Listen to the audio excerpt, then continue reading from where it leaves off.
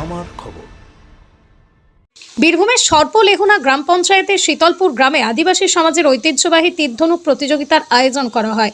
তবে এই প্রতিযোগিতার মূল উদ্দেশ্য ছিল শুধু খেলা নয়, বরং গ্রামের দরিদ্র আদিবাসী কৃষকদের নিরাপত্তা নিশ্চিত করা। প্রতিযোগিতার উদ্যোক্তা ছিলেন মার্শাল আর্ট প্রশিক্ষক বুদ্ধিশ্বর মণ্ডল। দীর্ঘদিন ধরে জেলার বিভিন্ন প্রান্তে মার্শাল আর্ট প্রশিক্ষণের পাশাপাশি নানা সমাজসেবামূলক কাজ করে আসছেন তিনি।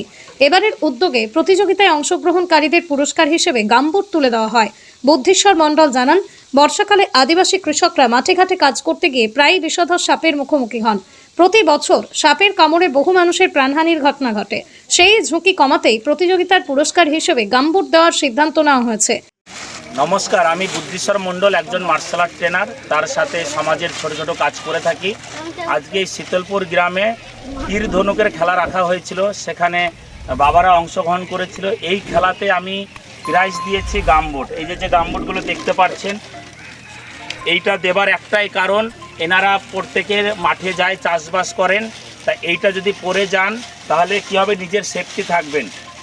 যে সাপে কামড়ানো নিয়ে একটা যে ভয় থাকে, গত বছর অনেকেই সাপের কামড়ে মারা গিয়েছে।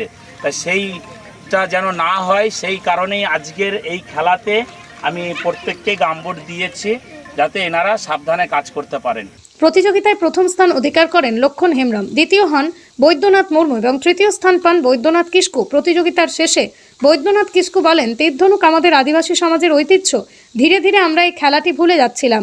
আজ গ্রামের মধ্যে এই প্রতিযোগিতা হওয়ায় আবারও আমাদের আগ্রহ বেড়েছে। একই সঙ্গে মাঠে কাজের জন্য গামবুট আমাদের খুবই প্রয়োজন ছিল। এই উদ্যোগের জন্য বুদ্ধিশ্বর বাবুকে অসংখ্য ধন্যবাদ।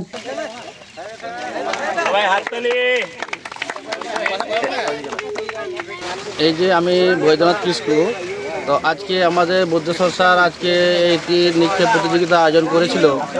তা এটাতে আমাদের সবারই একটু ভালো লেগেছে, সবারই মনে একটু আনন্দ লেগেছে যে এরকম একটা দিন আমরা পেয়েছিলাম, যে আজকে যে তীর নিক্ষেপটা হয়েছিল। যাই হোক, এখনকার দিনে তো অনেকেই তীর ধনুক ধরা তো অনেকটাই ভুলে গেছে। তা আজকের দিনটা দেখে দেখছি যে মনে হয় আরও অনেকটা উদ্যোগী হবে সবাই, যে আরও তীর ধনুক সবার হাতে থাকবে।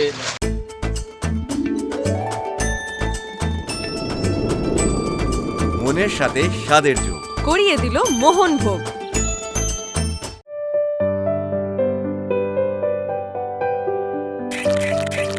এখনই বুক করুন। প্রকৃতির কোলে শান্তির এক অসাধারণ মুহূর্ত দেখতে চোখ রাখুন আমাদের ফেসবুক ও ইউটিউব চ্যানেলে।